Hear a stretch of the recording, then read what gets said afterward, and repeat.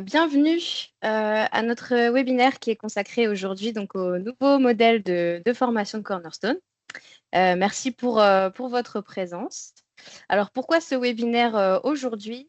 Donc chez Acton, on a clairement identifié de nos échanges avec nos clients le besoin d'un partage de connaissances supplémentaires sur ce sujet.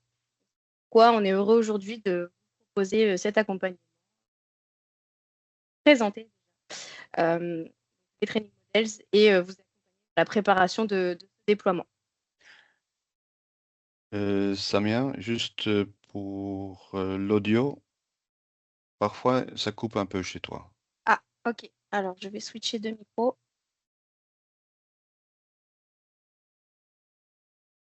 Ok, on peut poursuivre. J'ai changé le Super, micro. merci. Donc, avant de commencer, 3 règles simples. Donc, les caméras et les micros sont désactivés. On ne va pas utiliser la fonction lever la main aujourd'hui, car on a mis en place donc le système de questions-réponses, donc la fonctionnalité Q&A.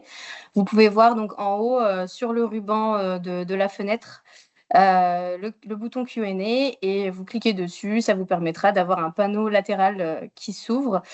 Donc n'hésitez pas à poser toutes vos questions directement pendant la session. En fait, après chaque chapitre, on répondra à quelques questions en direct. Et puis, si on en reçoit beaucoup, alors on pourra y répondre en dehors du webinaire. Donc surtout, n'hésitez pas au fur et à mesure de les noter. Alors pour ceux qui ne nous connaissent pas encore, donc Acton, c'est plus de 23 ans d'expérience. Nous sommes devenus un groupe international, donc désormais présent en France, en Allemagne, en Suisse et en Belgique, avec une équipe de plus de 650 collaborateurs et on accompagne aujourd'hui plus de 290 clients et on continue à croître. Donc, même si ce webinaire est axé sur les modèles de formation de Cornerstone, nos services vont bien au-delà. Donc, le cabinet aujourd'hui est axé sur plusieurs expertises, donc la data, la stratégie, le SIRH et d'autres technologies. Donc, on couvre entièrement les besoins de nos clients dans leur périmètre technologique RH. Et donc aujourd'hui, permettez-moi de vous présenter Eric Colette, qui est donc notre interlocuteur du jour. Donc il a commencé sa carrière en tant que client Cornerstone avant de rejoindre leurs équipes pendant plus de 7 ans, où il s'est concentré sur les secteurs fortement réglementés dans lesquels la conformité est un sujet essentiel. Il a également contribué à la construction des modèles de formation de Cornerstone. Et donc, Eric a récemment rejoint notre équipe chez Acton et nous sommes ravis de continuer à accompagner les clients de Cornerstone ensemble, donc avec lui sur différents projets. Je te laisse donc la main. Merci beaucoup, Samia. Pour montrer pourquoi aujourd'hui est une étape si importante, j'aimerais vous emmener dans un bref voyage dans le passé. Après des années de collaboration avec des organisations où la conformité est essentielle pour préserver le droit d'opérer, dont il y a certains présents aujourd'hui, j'ai documenté les défis récurrents auxquels nos clients étaient confrontés et j'ai imaginé à quoi pourrait ressembler une solution future. Aujourd'hui, vous verrez à la fois les défis que moi, que nous, parce que je vais encore toujours dire nous quand je parle de moi à Cornerstone, euh, les défis qui étaient identifiés et la solution que nous avons maintenant mise en œuvre. Avec la montée en version de mars 2026, nous avons atteint la dernière étape majeure pour les modèles de formation, les Training Model Next Generation, je les appelle, et les certifications. Chaque fonctionnalité que j'ai eu le privilège de concevoir et construire ensemble avec les équipes de Cornerstone est désormais entièrement accessible à tous les clients. Alors, faisons aujourd'hui une étape importante pour vous, nos clients, un moment pour certains pour commencer ou pour d'autres, pour accélérer votre parcours vers l'adoption de ces capacités puissantes et la transformation de la manière dont votre organisation gère la conformité ou les qualifications. Donc, au programme d'aujourd'hui, on a 5 questions principales qui ont souvent été abordées avec nos clients. Donc, déjà, qu'est-ce que le balisage de la formation obligatoire chez Cornerstone? Quels sont les avantages de la formation obligatoire? Comment les training models s'intègrent-ils dans ce scénario? Comment passer des certifications aux training models?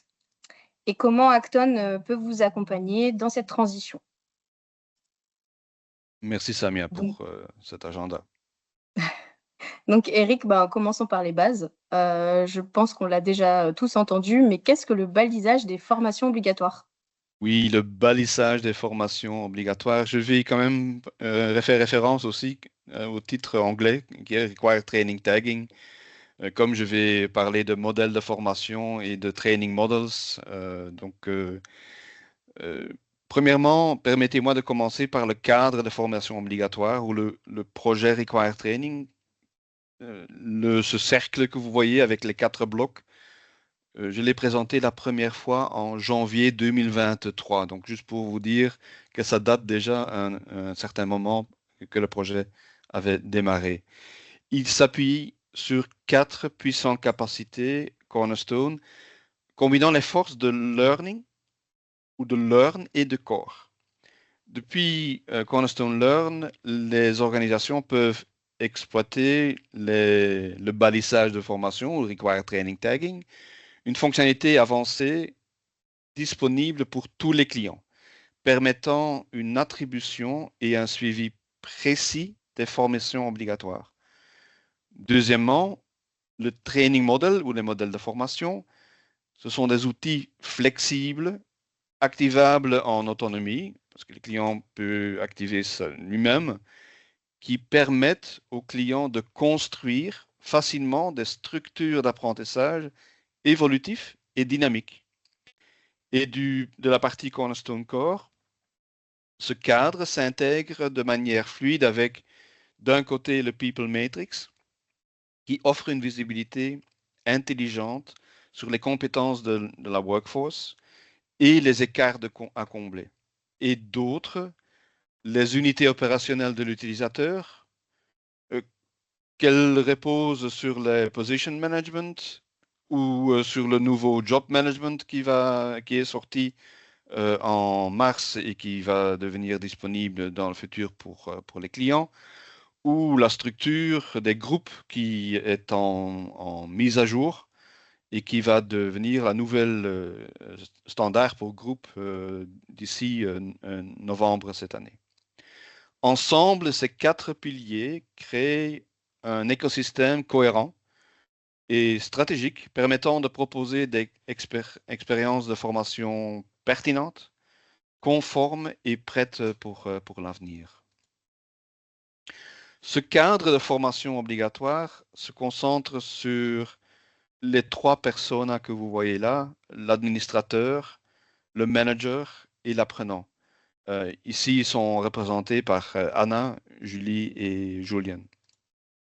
Ce que Anna, l'administrateur, attend, c'est configuration simple, automatisation, outils de reporting clair.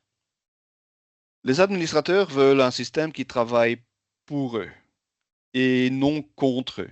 Ils ont besoin d'une configuration simple dans le système, une mise en place intuitive qui ne nécessite ni workflow complexe, ni expertise technique.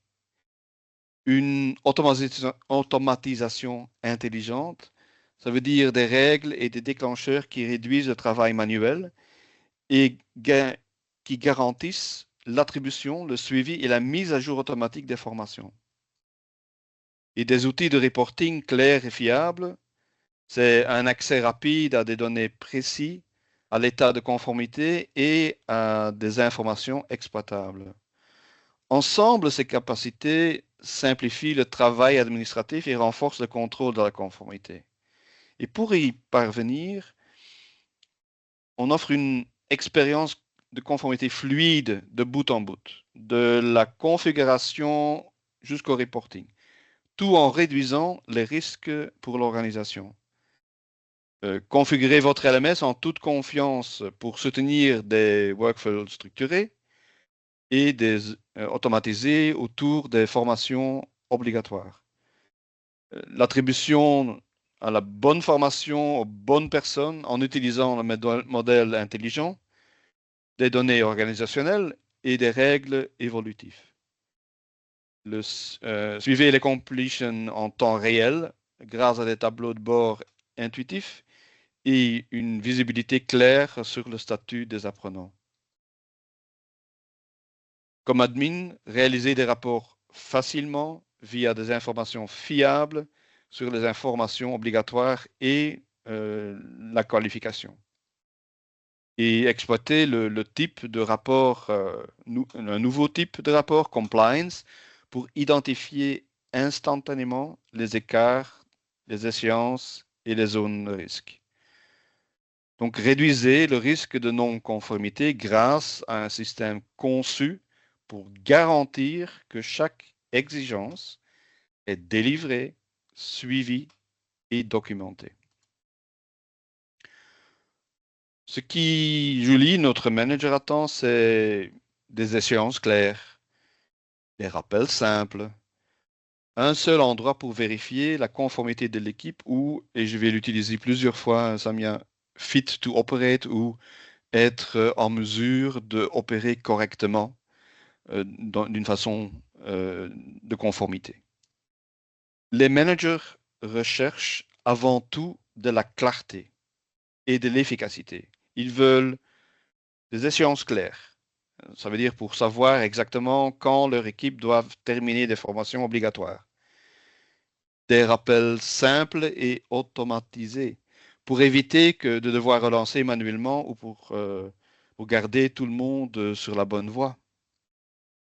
Une vue centrale unique leur permettant de vérifier instantanément si leurs collaborateurs sont conformes, et je vais le dire plusieurs fois, fit to operate.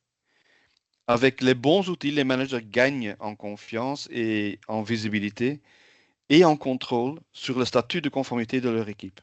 Et pour y parvenir, nous offrons aux managers la visibilité et les outils nécessaires pour suivre la conformité de leur équipe, tout en gérant naturellement aussi leurs propres obligations de formation. Surveiller la progression de l'équipe sans effort et identifier qui est à l'heure et en retard ou à risque, et avec assistance, bien sûr. Assurer le suivi en toute confiance grâce à des informations en temps réel et à des rappels automatisés. Et puis, naturellement, le manager est aussi un learner, donc il doit compléter ses propres formations obligatoires et il peut faire ça à travers un sorte de tableau de bord clair et des identifications personnalisées. Pour les managers et pour les équipes qui utilisent le People Matrix, il y a le Qualification View pour visualiser des compétences et la conformité à l'échelle de toute une équipe. Et pour les managers, on peut aussi utiliser le Compliance Hub pour managers pour centraliser la supervision et agir depuis un seul endroit et en tout accéder au rapport Required Training et Qualifications pour disposer des données précises et prêtes pour un audit à tout moment. Et puis notre acteur principal, le learner, Julien, l'apprenant, attend quoi? Ben, il attend une vision claire de ce qui est requis, pourquoi c'est important et quand cela doit être fait. Les apprenants veulent de la transparence. Ils doivent comprendre facilement ce qu'ils doivent compléter, pourquoi la formation est importante et quand elle doit être réalisée, sans devoir chercher ou deviner ou naviguer dans des menus complexes. Pour y parvenir, nous offrons une expérience simple et fluide qui aide les apprenants à remplir leurs obligations rapidement et en toute confiance. Ça veut dire se connecter, suivre une formation et confirmer l'achèvement sans chercher ni naviguer entre plusieurs pages, tout en regroupé au même endroit, rendant le processus intuitif et sans stress. Et donc le Compliance Hub fournit un seul espace unifié où l'apprenant peuvent voir ce qui est requis, suivre leur progression et agir immédiatement. Au cours des dernières années, euh, je vais dire nous, hein, j'avais beaucoup d'entretiens avec des clients et ils nous ont partagé leurs défis, vos difficultés.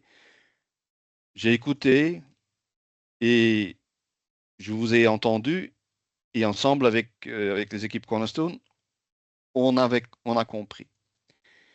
À travers mes échanges avec les clients, il est clair que l'identification, la gestion, le suivi et le reporting des formations obligatoires restaient extrêmement complexes.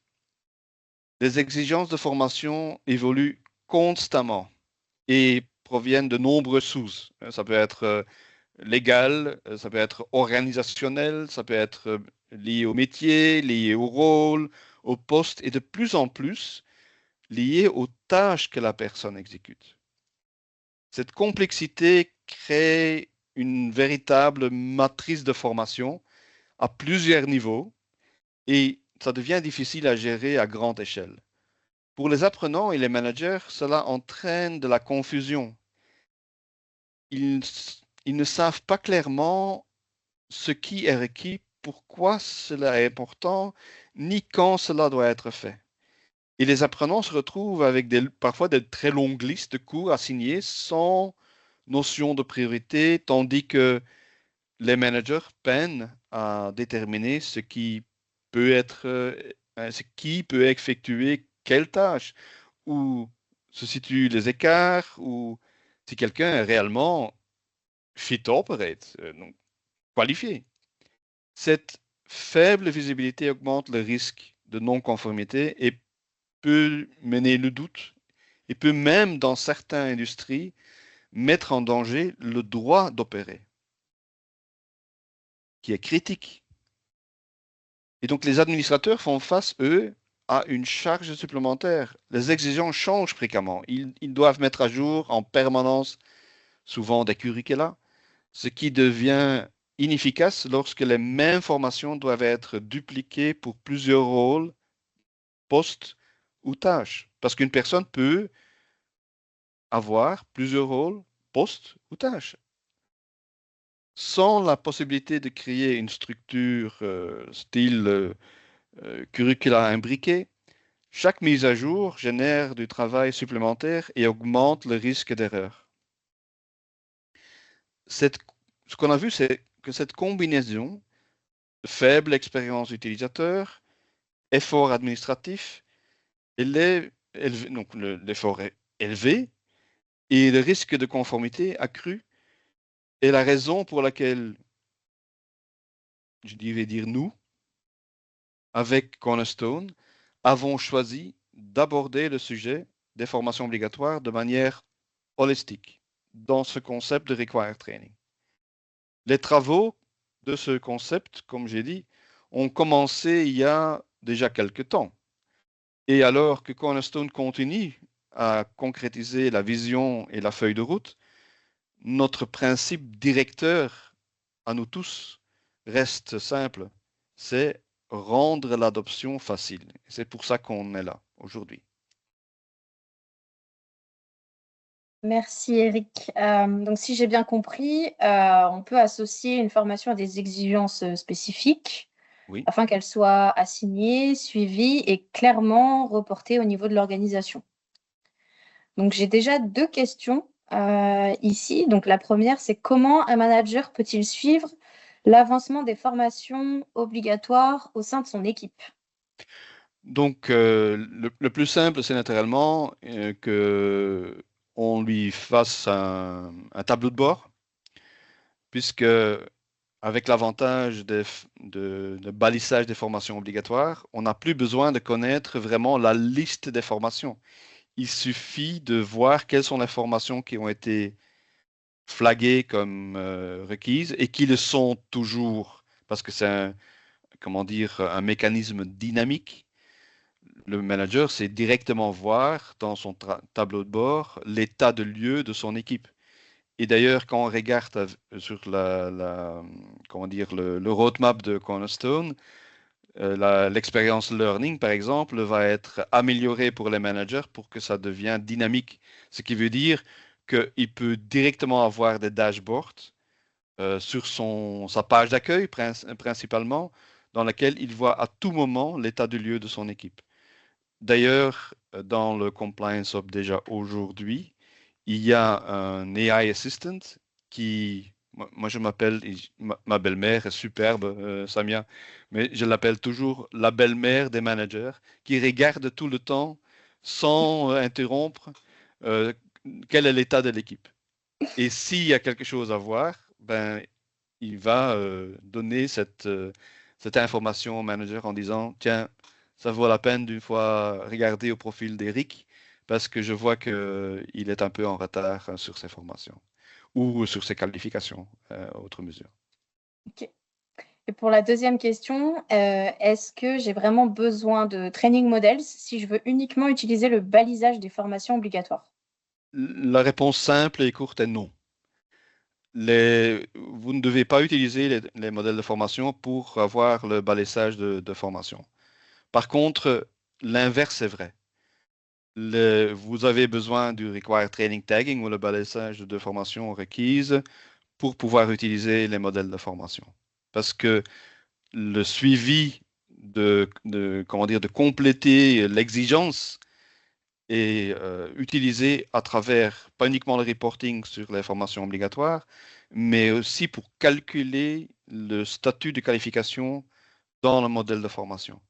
Et c'est ça surtout la puissance du balisage et des suivis.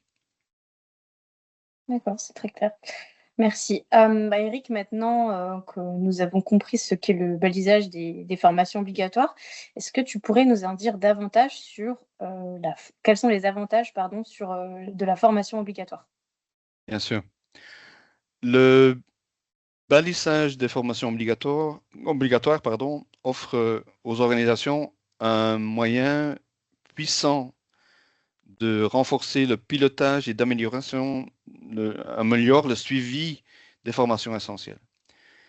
Les administrateurs peuvent facilement marquer une formation comme obligatoire lors de son assignation et la relier directement à une exigence spécifique, ce qui améliore instantanément la visibilité pour les apprenants, les managers et les auditeurs. Cette fonctionnalité garantit que les apprenants reçoivent une guidance claire et orientée grâce à des descriptions d'exigences personnalisées par chaque client.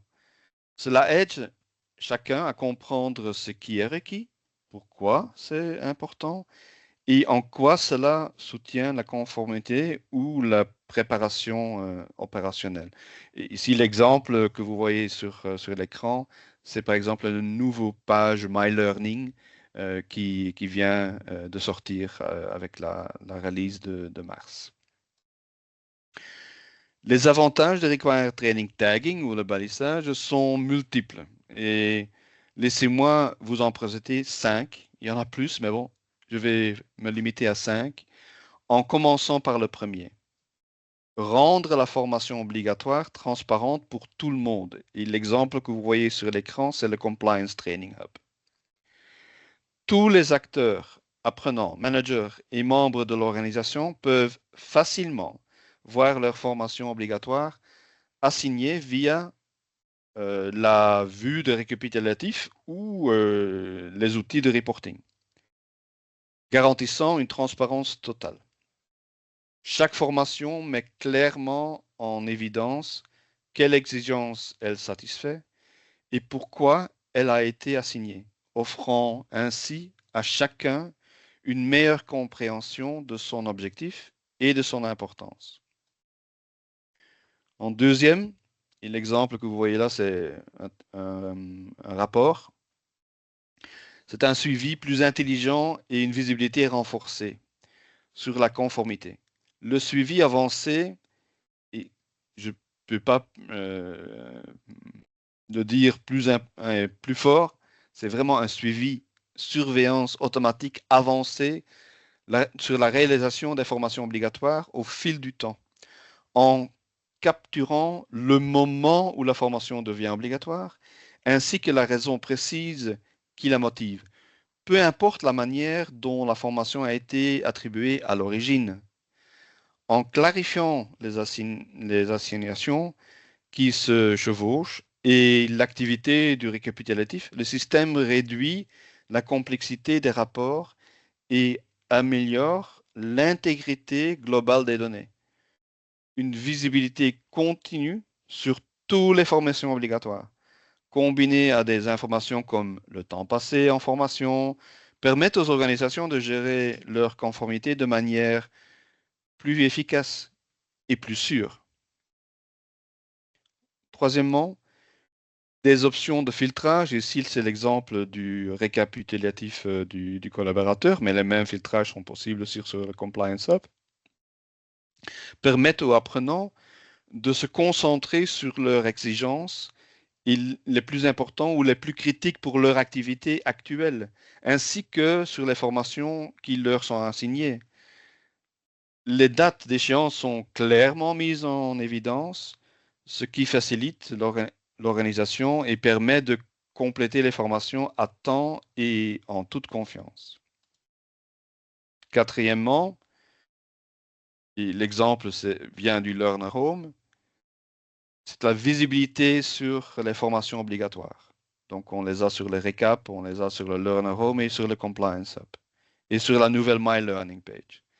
Cette fonctionnalité offre une vue synthétique de toutes les formations obligatoires, des exigences spécifiques qu'elles remplissent, ainsi que les dates et les débuts des objectifs d'apprentissage de versionner pour les clients qui utilisent par exemple le append versioning, permettant aux apprenants de s'engager au bon moment. Cette vue consolidée garantit que tous les acteurs savent toujours ce qui est requis, pourquoi cela compte et quand commencer, soutenant ainsi une completion dans les délais et une conformité renforcée. Et cinquièmement, dernièrement, un contrôle renforcé grâce à des permissions améliorées. La gestion enrichie des permissions offre un meilleur contrôle et une protection accrue des assignations de formation obligatoire, garantissant qu'elles sont gérées avec précision, en toute sécurité et par les bonnes personnes.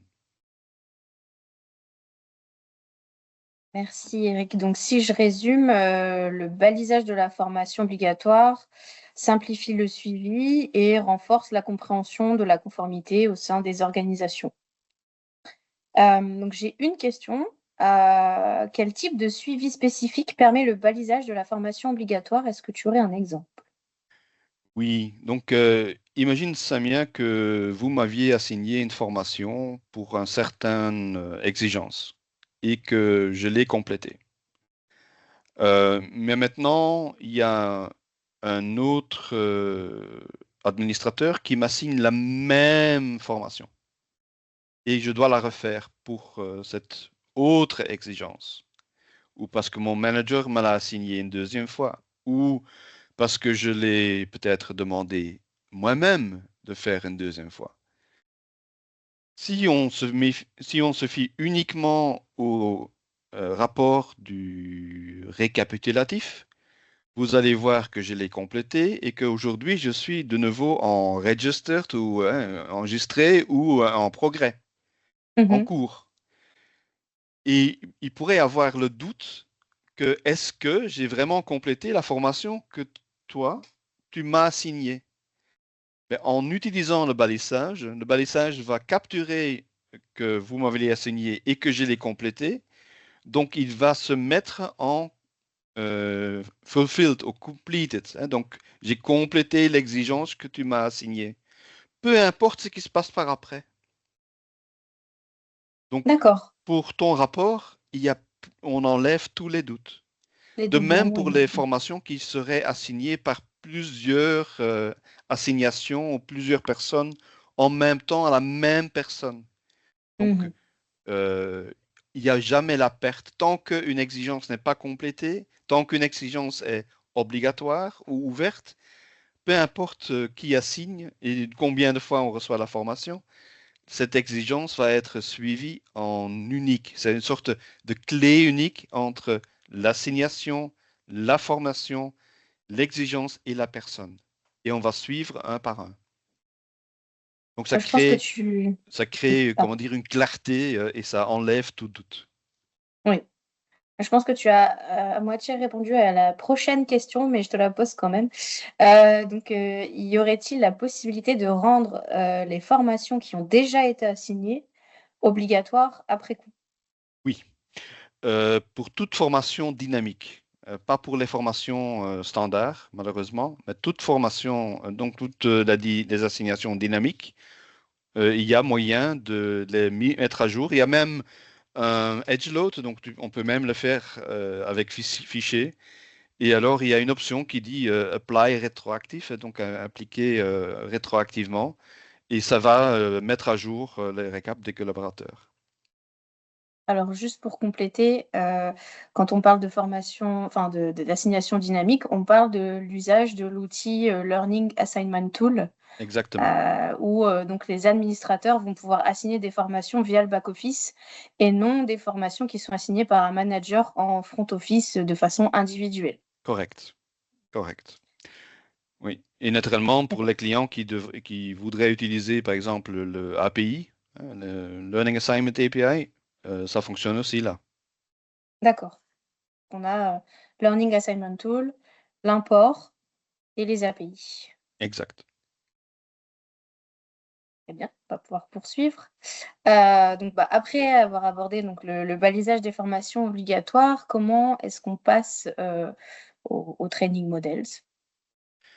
Donc, ce qu'on m'a demandé déjà souvent, c'est en quoi est-ce que les training models, le modèle de formation diffèrent-ils des parcours de formation ou des certifications? Les modèles de formation ou les training models offrent un cadre plus puissant, plus automatisé et axé sur la conformité. Je dis parfois, si le training model a une mission, c'est garder nos collaborateurs en compliance, en conformité. Des permissions dédiées déterminent qui peut créer, gérer et revoir des modèles. Aucune assignation manuelle n'est nécessaire. Donc, les modèles de formation attribuent automatiquement ce dont l'utilisateur a besoin. Donc, en fait, c'est le modèle qui crée ses propres assignations et qui les gère en toute sécurité. Une versionning avancée garantit que les utilisateurs restent conformes lorsque les cours ou exigences évoluent.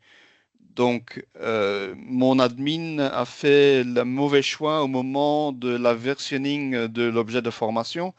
Cela est complètement écarté avec les modèles de formation, puisque c'est le modèle de formation qui gère le fait que quelqu'un doit ou doit pas recevoir la nouvelle version. Donc, c'est la conformité qui est dans comment dire, le conducteur de cette règle. Ce qui veut dire qu'il y a des règles de métier flexibles qui définissent quand un utilisateur est qualifié et ou quand il doit se requalifier. Des options de récurrence robustes permettent de modéliser des exigences alignées sur les besoins opérationnels réels. Et donc, les options qui sont présentes dans le modèle de formation viennent des cas d'usage qui nous ont été présentés durant toute la partie de discovery pour qu'est-ce que ça devait faire. Une visibilité directe pour les apprenants dans le Compliance Hub, avec leur statut de qualification et les actions requises. Donc, quand on ouvre, par exemple, le compliance topic, on ouvre un modèle de formation, le focus va être sur ce qui doit être complété. Donc, c'est vraiment pour inciter la personne à pouvoir être qualifié. Donc, quand quelqu'un consomme les formations d'un modèle de formation, le one player, hein, donc le navigateur, va automatiquement présenter l'action suivante pour que la personne puisse être compliant. Une intégration complète avec le People Matrix, donnant aux managers et aux équipes de conformité une vue immédiate en ce qui est fit to operate, avec la possibilité de même utiliser la partie skills et compétences dans le futur, et des rapports dédiés sur la qualification, offrant une vision claire du statut et des analyses à un moment donné, ce qui est la première fois que c'est disponible, qu'on peut voir exactement l'état de lieu à tout moment dans le passé. Ce que c'est un training model, ça c'est l'autre question, c'est en fait un modèle de formation ou un training model est une liste structurée de formations liées à une exigence spécifique. Il attribue automatiquement les bonnes formations aux bons utilisateurs et gère la récurrence, le suivi de la qualification et la continuité de la conformité. Les training models ne sont pas des objets de formation, mais c'est un outil d'assignation et un outil de qualification conçu pour garantir que les utilisateurs restent conformes dans le temps. Et pourquoi est-ce que les modèles de formation sont importants? Je dirais, ils sont idéaux pour les formations basées sur les rôles, des postes, des tâches, offrant aux organisations une manière évolutive de gérer des besoins de formation complexes et de déterminer si quelqu'un est réellement, et je pense que je l'ai déjà utilisé 3 fois, mais ce sera la 4e fois, fit to operate. Ils ne sont pas réservés à l'industrie fortement réglementée. Donc oui, ils sont nés de cette industrie très réglementée, mais ils sont utiles pour toute situation où plusieurs formations doivent être attribuées de manière coordonnée, chacune potentiellement avec ses propres dates d'échéance, ses propres règles de récurrence et les exigences de versionning. Parce qu'ils sont faciles à modifier, les training models éliminent l'effort répétitif de devoir mettre à jour une multitude d'assignations individuelles. Et je vais juste utiliser un exemple, Samia. J'avais vu un client qui avait, pour un certain profil, 20 formations à assigner. Certains avec une due date, hein, une date d'échéance de 15 jours, d'autres 30 jours. Certains étaient récurrents, d'autres n'étaient pas récurrents. Cette organisation faisait 20 assignations individuelles. Et donc, pour gérer ça par après, parce que comment est-ce que tu sais lesquelles tu dois aller voir? Et qu'est-ce que tu fais si maintenant il y a une formation qui n'est plus exigée et qui doit être remplacée par autre chose? C'est extrêmement complexe. Ben, le modèle de formation a été conçu pour mettre tout ça sur une page, facile à utiliser et super flexible, et tout est monitoré. Donc, il existe maintenant 3 types de qualifications qui sont supportés. L'unique ou le one-time ou le période unique. La récurrente qui existe depuis juillet 2025 et qui est quand même déjà fortement utilisée. Et la séquentielle qui est aussi nouveau depuis la montée en version de mars dernier. La qualification période unique ou one-time, là, l'utilisateur effectue la qualification une seule fois. Même si les conditions changent par la suite, l'utilisateur reste généralement qualifié de manière similaire à une certification réalisée une seule fois. Et juste pour info, 45% des certifications qui sont dans Cornerstone sont de ce type. Donc, où la personne doit juste se certifier une fois. La récurrente ou le recurring, là, les utilisateurs doivent rester continuellement qualifiés en permanence. Chaque formation du modèle possède ses propres règles, propres réglages. Donc, ça peut être ponctuel, donc, ou peut-être juste une fois. Ça peut être récurrent, ça peut être continu, etc.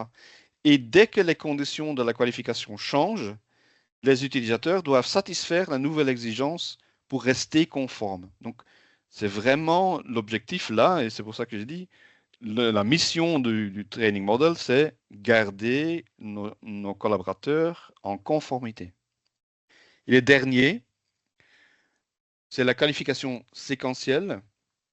Là, les utilisateurs complètent une première période de qualification initiale, suivie par un cycle de renouvellement pour maintenir leur statut. La période de renouvellement peut commencer à une date fixe de l'année et puis se répéter à la même date chaque année ou chaque 2 ans ou 3 ans, peu importe, tout est configurable, ou à une date relative à la qualification initiale, ce qui est souvent obligatoire, ou bien à la date de qualification précédente. Donc, il y a les trois options qui sont disponibles, similaires au modèle traditionnel de renouvellement de certification. Cela garantit que les utilisateurs restent alignés avec l'évolution des exigences de conformité, tout en conservant une structure de renouvellement prévisible. Qu'est-ce que ça veut dire? Ben, dès que tu es qualifié, tu vois déjà la date à laquelle ton renouvellement va commencer. Donc, tu peux t'y préparer. Et tu peux aussi voir jusque quand tu es certifié. Et quand tu es en période de renouvellement, tu vois de nouveau jusqu'à quand tu as le temps pour faire ton renouvellement et à partir de quand potentiellement ton certification expire, donc arrête d'exister.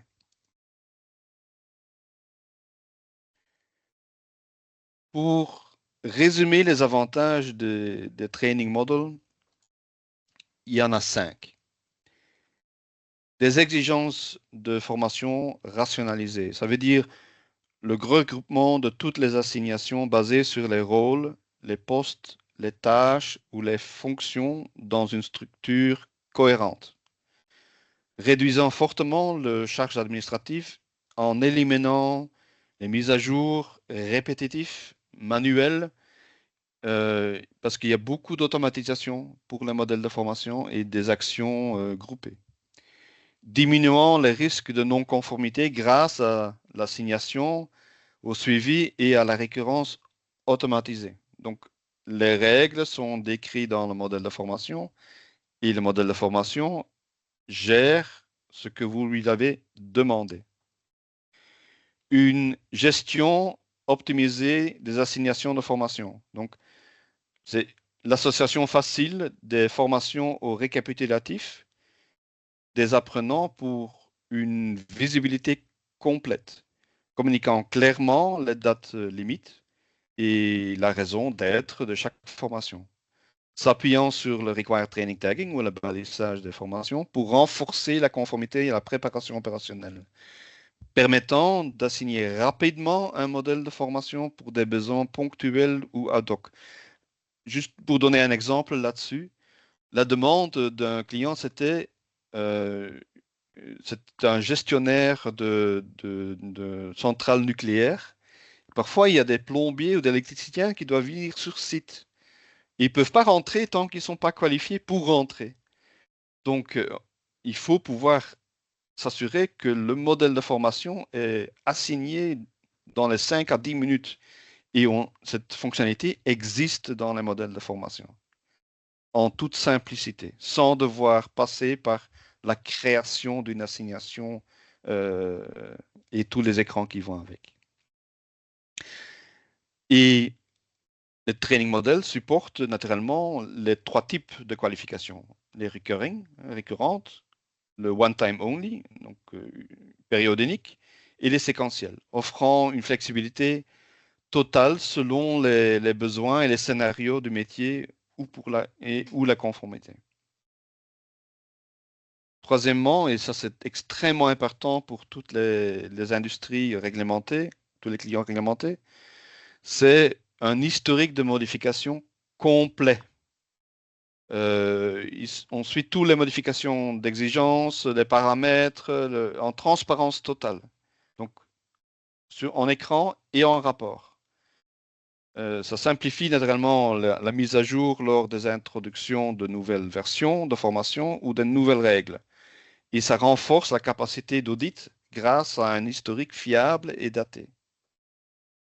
Et quatrièmement, l'intégration avec le People Matrix pour les clients qui utilisent le People Matrix offre aux managers et parties prenantes une vue claire et accessible de ce que j'appelle la Qualification Matrix, permettant un suivi continu de la conformité des utilisateurs par rapport aux exigences de formation et offrant une visibilité en temps réel sur le statut Fit to Operate. Et cinquièmement, et c'est aussi à travers le People Matrix, c'est le lien avec les compétences primaires. Ça permet d'évaluer la maîtrise des utilisateurs sur la compétence clé nécessaire pour leur rôle, pour les clients qui veulent le combiner entre formation et savoir-faire exécuter, donc les skills et les compétences. Et ça fournit une vue unique, combinant les deux, de conformité et capacité dans une seule perspective claire. Et en conclusion, on peut dire que les training models optimisent non seulement la gestion de la formation, mais ils permettent également aux organisations de maintenir la conformité et de surveiller efficacement les compétences. Merci, Eric. Donc, on a une question. Quels sont les désavantages des training models par rapport à ce qu'on connaît aujourd'hui? D'ailleurs, est-ce qu'il y en a?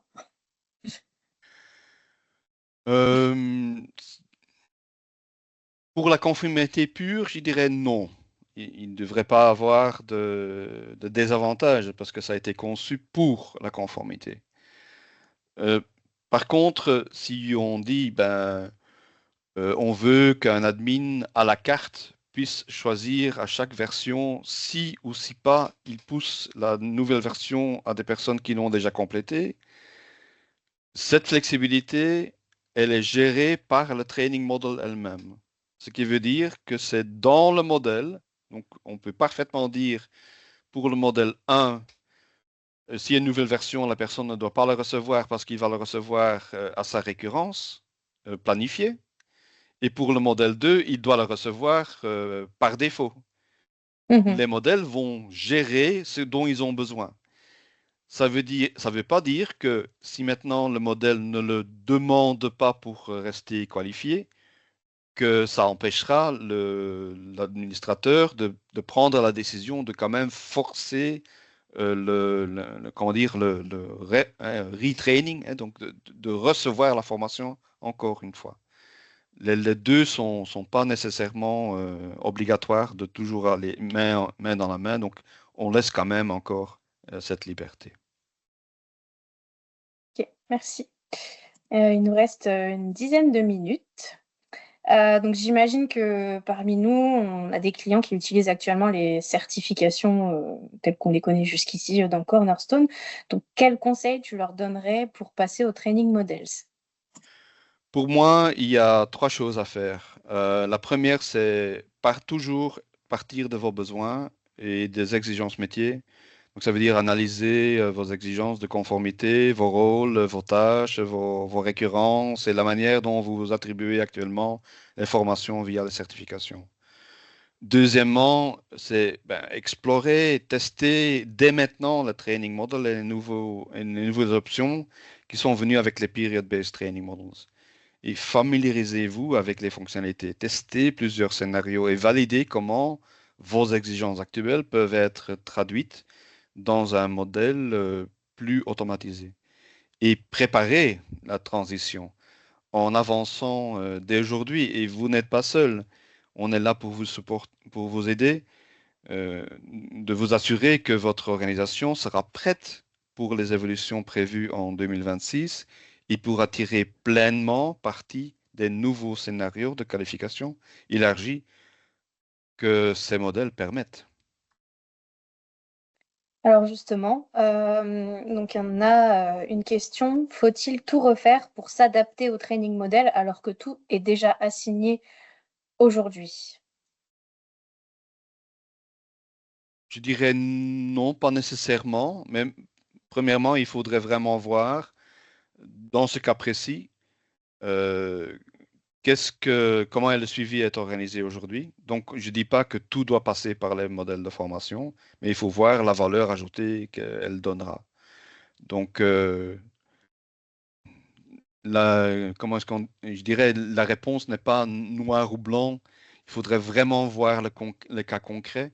Et peut-être pour certains, le training model serait beaucoup plus opportun d'utiliser grâce à la visibilité et les règles opérationnelles qui sont dedans, que pour certaines assignations, le required training tagging va absolument suffire. Et la dernière question pour aujourd'hui, donc est-ce que les training models sont adaptés aux entreprises qui ont des formations obligatoires sur site? Donc en classe, vous voulez dire? Oui. Oui, bien sûr. Ça peut être absolument géré, puisque les training models, mais aussi le required training tagging, va s'intégrer même avec les express class completion ou avec des completion qui viendraient par fichier, par exemple, par une session. Donc tout ça, effectivement, est géré aussi bien dans le training model que dans le required training tagging.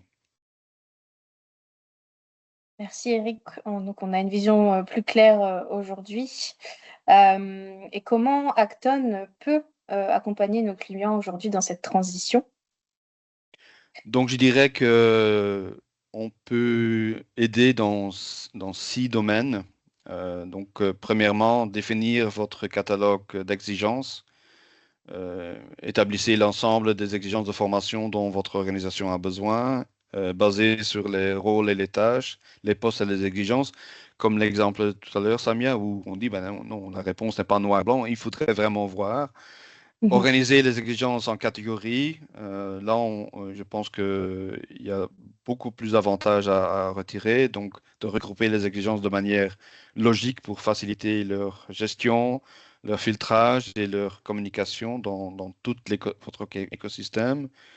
Construire le training model selon les besoins opérationnels, sont vraiment traduire le besoin en configuration. Euh, Utiliser ces modèles pour simplifier les assignations, ça c'est quand même un écart aussi, et introduire la compliance Hub pour améliorer la clarté, pour que les apprenants et les managers, ça la garantit que chaque formation assignée euh, indique clairement ce qui est requis, pourquoi cela compte et quand cela doit être fait. Et ça renforce le contrôle de la conformité dans l'organisation. En utilisant par exemple les training models, ça vous assure un suivi de qualification, ce qui est un peu plus fort que avoir complété la formation, plus précis et ça réduit le risque de non-conformité à grande échelle. Et les équipes Acton, on est là. Oui, tout à fait. Vous n'êtes pas seul dans cette transition. Donc, on a une équipe de 40 consultants Cornerstone qui sont certifiés et qui sont capables d'accompagner nos clients à chacune de ces étapes. On offre un support en plusieurs langues dans différentes régions.